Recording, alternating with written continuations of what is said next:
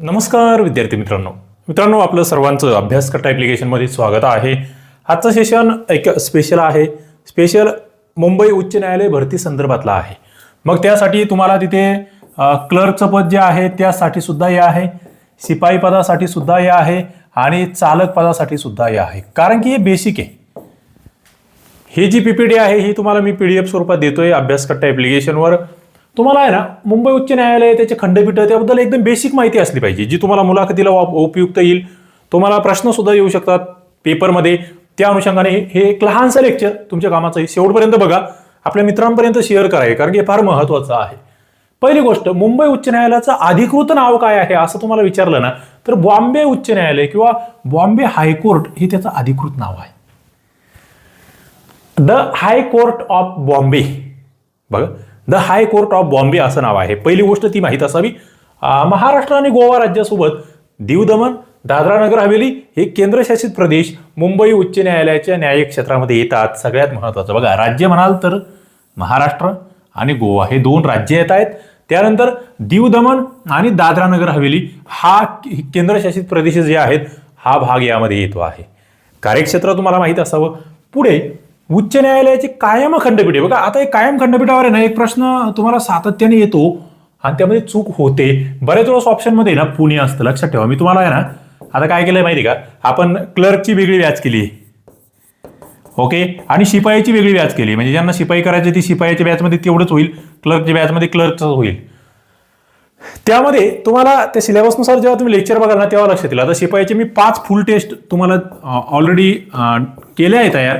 त्या तुमच्या बॅचमध्ये तुम्हाला अवेलेबल होऊन जाईल. किंवा काहींना फक्त परीक्षेजवळ आल्यावर टेस्ट पेपर पाहिजे असेल त्यांना आपण टेस्ट देऊ. तर तेव्हा तुम्हाला कळेल की अरे हा प्रश्न कसा येतो. बघा, एक तर नागपूरला खंडपीठ आहे आणि दुसरं छत्रपती संभाजीनगर येथे खंडपीठ आहे. तिसरं खंडपीठ गोव्यामध्ये पणजी या ठिकाणी आहे. म्हणजे बॉम्बे हायकोर्टचे 3 खंडपीठ आहेत हे आपलं माहीत असावं. आणि नुकतंच नवीन तयार झालं एक फिरतं पीठ. बघा, आता हे बऱ्याच जणांना हे माहीत नसतं. सर्किट बेंच जे म्हणतोय आपण हे 6 जिल्ह्यांसाठी कोल्हापूरला आहे. कुठे? कोल्हापूर. मग त्यामध्ये बघा जिल्हे कोणते आहेत. थोडं डीप विचारायचं तर काय विचारतील, हे कोणते जिल्हे आहे? कोल्हापूर, सांगली, सातारा, रत्नागिरी, सिंधुदुर्ग, सोलापूर. आता हे का तयार झालं असेल? लॉजिकल आहे. बघा, नागपूर विदर्भासाठी, छत्रपती संभाजीनगर मराठवाड्यासाठी, पश्चिम महाराष्ट्रात मुंबईमध्ये पुणे वगैरे ते जिल्हे आहेत, ते थोडेसे पश्चिम महाराष्ट्रातले हे जिल्हे जे होते ना हे या ठिकाणी कव्हर करण्यासाठी हे फिरतं पीठ जे आहे ते इथे स्थापन केलेलं आहे. आपलं माहीत असलं पाहिजे. आता बघा, या ठिकाणी मुंबई उच्च न्यायालयाची जी इमारत आहे, तुम्ही जर बघितली इमारत, आपण हे बघा, हे बघताय तुम्ही ते या चित्रामध्ये, ही इमारत जे बांधकाम आहे का, हे आपलं जनरल बांधकाम नाहीये. हे बांधकाम ज्या शैलीत आहे ना ते गॉथिक शैली असं त्याला म्हटलं जातं. व्हिक्टोरियन गॉथिक शैली किंवा आर्ट डेको वास्तुशिल्प असं याला म्हटलं जातं. आणि याला युनेस्कोने एक जागतिक वारसा स्थळ म्हणून मान्यता दिली. आता त्या जागतिक वारसा स्थळामध्ये फक्त काही ही एक इमारत नाहीये. मग त्यामध्ये इतर त्या एरियामधल्या इमारती आहेत ज्या ब्रिटिशांच्या काळात बांधल्या गेल्या त्या सगळ्या जागतिक वारसा स्थळामध्ये येत आहेत. बॉम्बे हायकोर्टची स्थापना कधी झाली? ऑगस्ट 14, 1862. ही तारीखही तुम्हाला महत्वाची, ही लक्षात ठेवा. ही मुलाखतीलाही तुम्हाला विचारतील, परीक्षेमध्येही विचारतील, सगळ्या पेपरला येऊ शकते. वाहन चालक असेल किंवा क्लर्क असेल, शिपाई असेल. आता मुद्दा काय, जे निकाल उच्च न्यायालय देत आहे ना त्यावर केवळ सर्वोच्च न्यायालय दिल्ली येथेच दाद मागता येऊ शकते. म्हणजे महाराष्ट्रात फायनल कोर्ट कोणतं? तर बॉम्बे हायकोर्ट. त्याच्या विरोधात तुम्हाला जायचं आहे, तुम्ही कुठे जाऊ शकता? फक्त सुप्रीम कोर्टामध्ये. हा बेसिक मुद्दा आहे.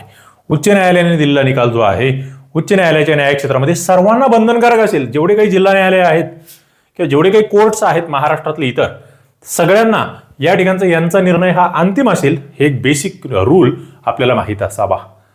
बघा, आता नावाची गंमत नावाची गंमत काय तर 1995ला बॉम्बेचं नाव बदलून मुंबई झालं. बघा, शहराचं नाव बदललं पण कोर्टाचं नाव बदललं नाही. लक्षात ठेवा, कोर्टाचं नाव तेच राहिलं.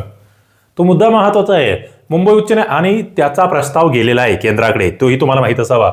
मुंबई उच्च न्यायालय असं नाव बदलण्यासाठी केंद्रीय मंत्रिमंडळाने 5 जुलै 2016ला कलकत्ता उच्च न्यायालय, मद्रास उच्च न्यायालयाचे नाव अनुक्रमे कोलकाता उच्च न्यायालय आणि चेन्नई उच्च न्यायालय असे बदलण्यासह मान्यता दिलेली आहे. म्हणजे मुंबई, कोलकाता आणि कलकत्ता आणि मद्रास या तिघांच्या नावाची ही मान्यता आहे. पण ते संसदेमध्ये अजून प्रलंबित आहे, तिथे ते मंजूर झालेलं नाहीये. तिथे मंजूर झालं की तीनही नावं बदलतील, हे आपल्याला माहीत असावं. हा एकदम करंटचा मुद्दा म्हणून आपण याच्याकडे बघू शकतो. पुढे बघा, आता इथे हे जे मुंबई उच्च न्यायालयाची इमारत आहे ना, तिथे एक रोड आहे. त्या रस्त्याचं नाव आहे ना कर्मवीर भाऊराव पाटील मार्ग आहे, हे तुम्हाला माहीत असावं. कर्मवीर भाऊराव पाटील रयत शिक्षण संस्था आपल्याला सगळं माहिती आहे. मुंबई येथील चर्चगेट परिसरातला जो रस्ता आहे, तो राजाबाई क्लॉक टावर येथे जाणारा तो रस्ता, तिथे यांचं नाव दिलेलं आहे. कायम खंडपीठ 3 तर लक्षातच ठेवा. एक नागपूर, दुसरं औरंगाबाद, तिसरं पणजी गोवा आणि चौथं कोल्हापूर. आता ती सर्किट बेंच आहे.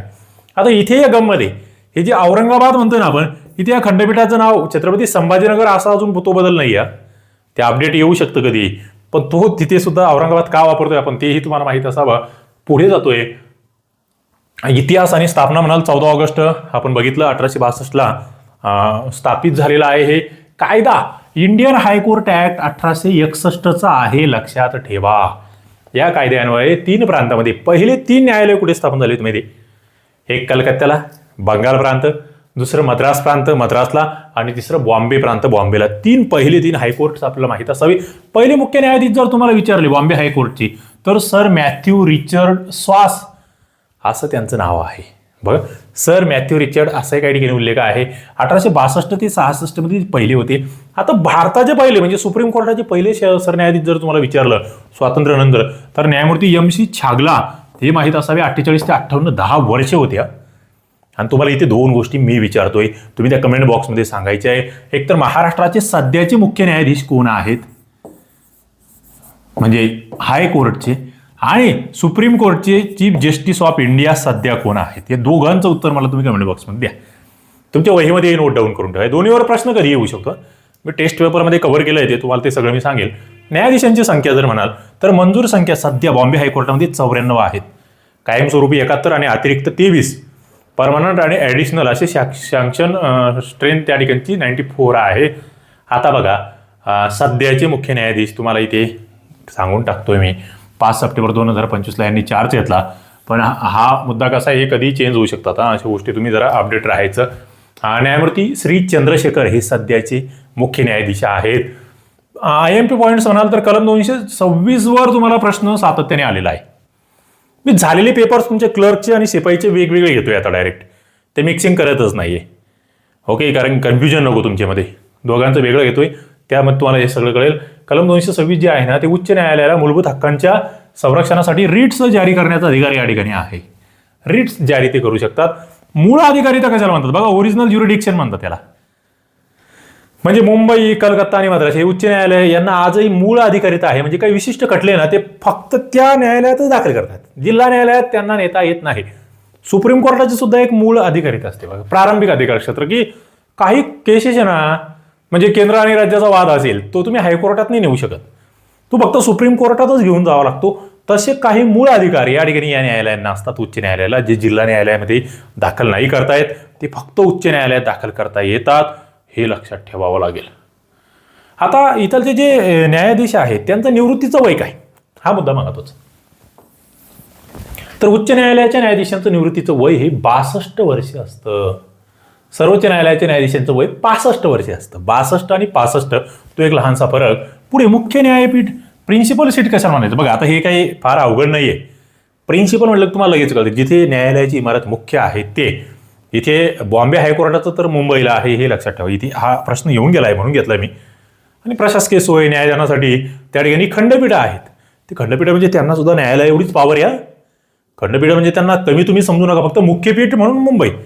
ओके, आणि इतर 3 खंडपीठं त्यांना तितक्याच पावर्स असतात. त्यांचे निर्णय म्हणजे खंडपीठाने दिलेला निर्णय हा त्या उच्च न्यायालयाचा निर्णय आहे, असंच धरलं जातं.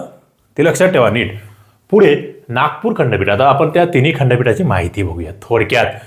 ही तुम्हाला एकाच व्हिडिओमध्ये का सांगतोय मी, तुम्हाला दुसरं काही बघायची गरज पडू नये. तुम्हाला ही PDF मी देतोय, अभ्यासकट्टा ॲप्लिकेशनवर देतोय. ओके, सगळ्यांना फ्री देऊन टाकतो, तिथून ही डाउनलोड करता येईल अशी देतो.